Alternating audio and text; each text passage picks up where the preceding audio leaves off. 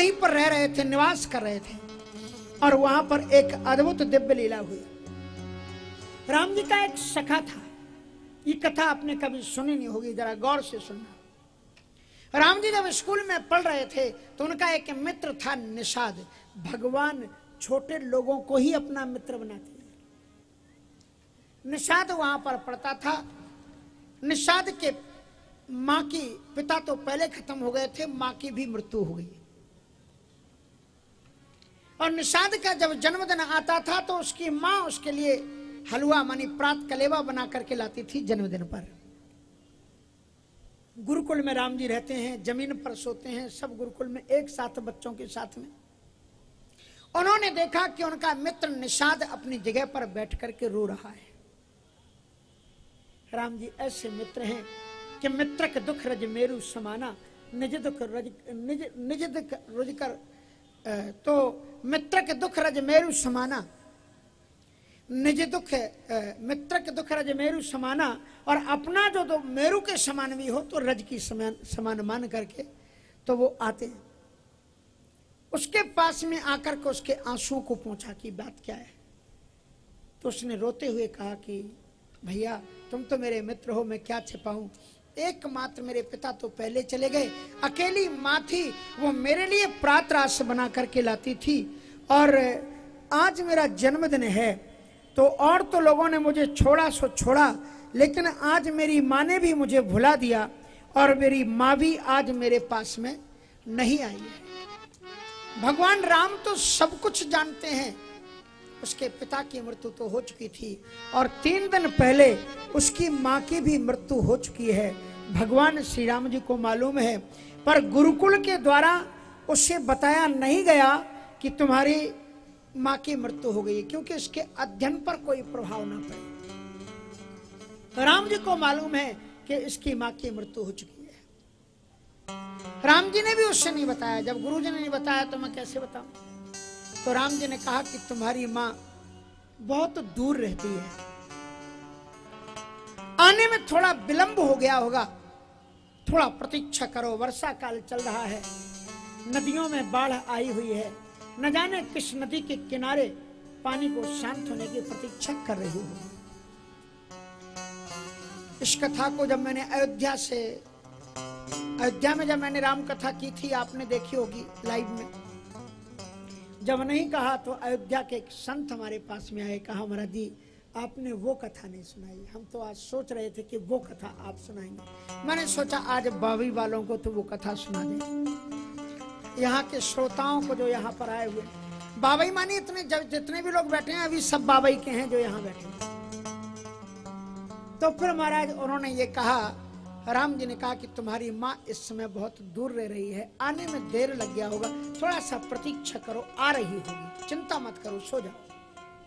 लेकिन बालक नहीं सोया।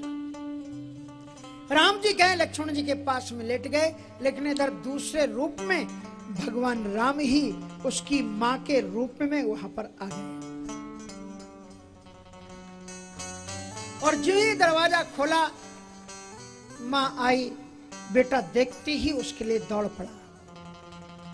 माँ ने बेटे को आंचल में लिया और अपने हाथ से रोते हुए उसे हलवा खिलाया। कहा बेटा मैं अब उस जगह पर नहीं रहती जहां पर मैं रहती थी, थोड़ी दूर चली गई, आने में मुझे देर लग गई, पर तुम धैर्य धारण करो, राम भी तो तुम्हारी माँ ही है। और बच्चे को खिलाने के बाद में अपनी गोद में सुलाया और फिर उसको लोरी सुनाते हैं राम। सो जा मेरे लाल निदरिया में, सो जा मेरे लाल निदरिया में, सो जा मेरे लाल निदरिया, सो जा मेरे लाल निदरिया में। सोए सकल खगे मृग पशु पंछी, सोए सकल खगे मृग पशु पंछी, सोए सकल खगे मृग पशु पंछी,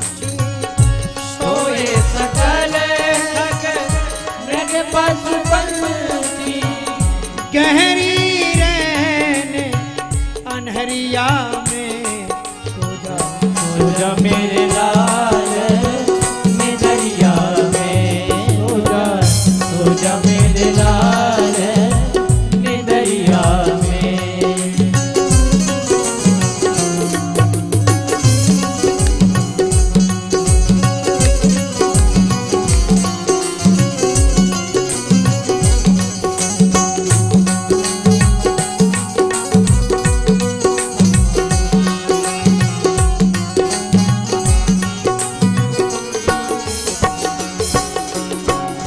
करते नखते सब टिम टिम नभ में, करते नखते सब टिम टिम नभ में। नखत मानी तारागण, मेरे लाल बहुत रात हो गई है, आकाश में चांदे निकल आए हैं तारे। करते नखते सब टिम टिम नभ में, करते नखते सब टिम टिम नभ में। छिप गए चांद बदरिया में, हाँ छिप गए चांद बदरिया में। सो जा मेरे लाल निदरिया में, सो जा मेरे लाल निदरिया में।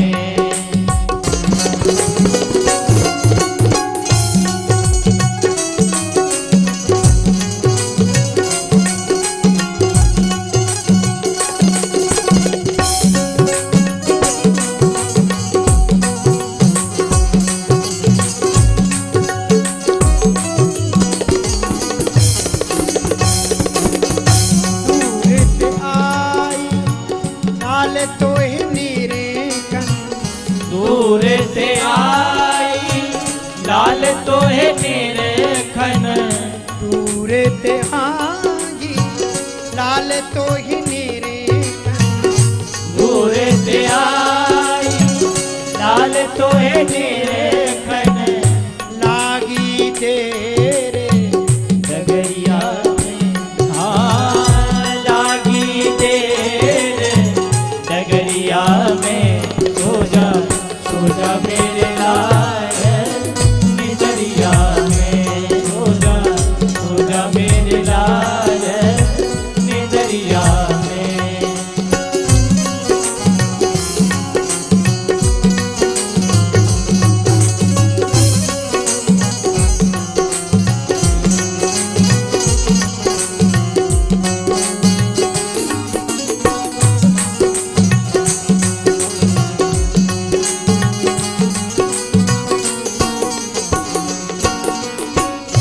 शीतल बहते प्यार लाल मुए, शीतल बहते प्यार लाल मेरे। शीतल बहते प्यार लाल, शीतल बहते प्यार लाल मेरे।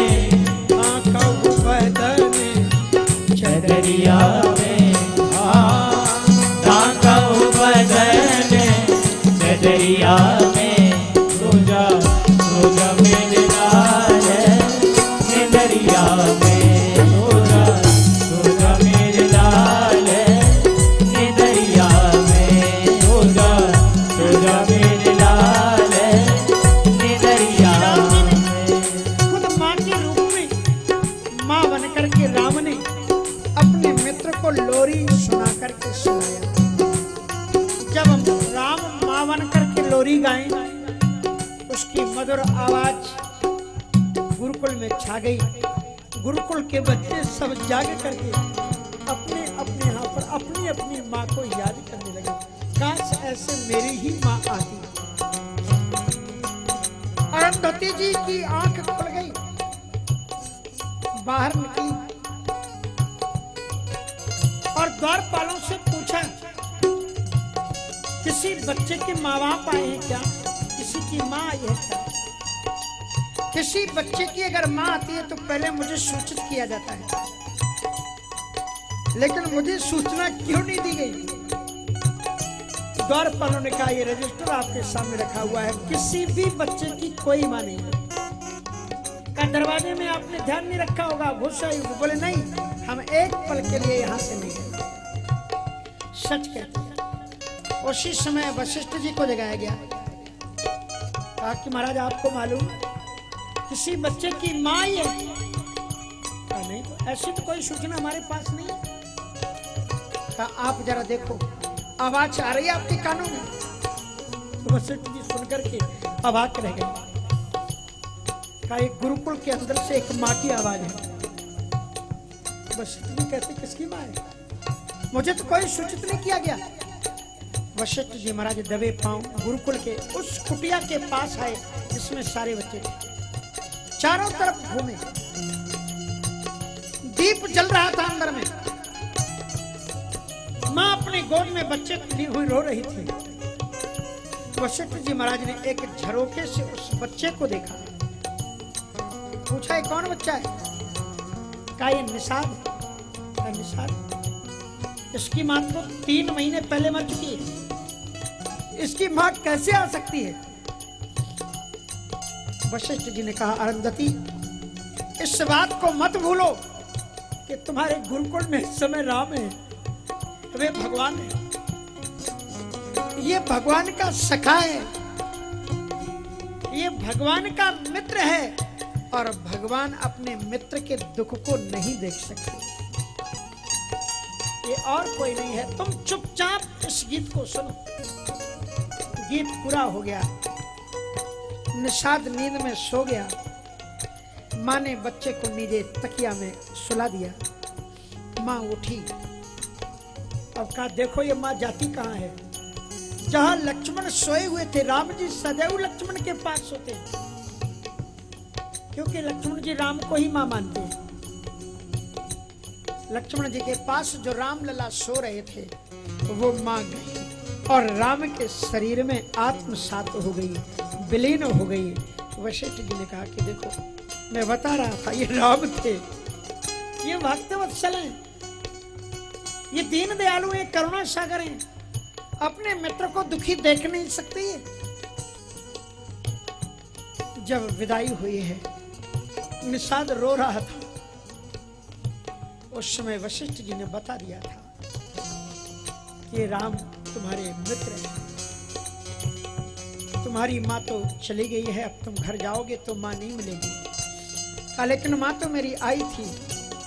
कहा तुम गौरवान्वित बनो, ये तुम्हारे मित्र ही राम ही तुम्हारी माँ बन करके आए हुए। इसीलिए निषाद ने कहा था कि राम ने हमें भुजाएं भर करके मिले, इसलिए हम में से एक भी बच्चा जिंदा रहेगा तो राम की तरफ किसी को आंख उठा करके देखने नहीं देंगे, किसी को उधर बढ़ने नहीं देखेंगे। रुंड मुंड मई वेदन कराई।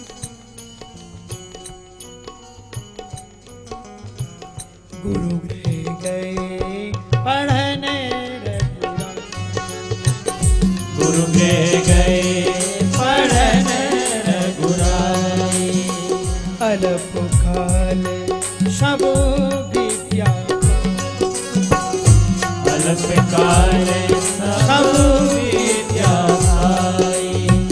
गुरु गृह गए पढ़ने रघुराई, गुरु गृह गए पढ़ने रघुराई, अल्प काल सब विद्या पाई, अल्प काल सब विद्या पाई। विद्या का फल क्या है? आपके बच्चे भी स्कूल में पढ़ते हैं, विद्या का फल क्या है? आजकल बच्चों को फल मिल ही नहीं रहा है।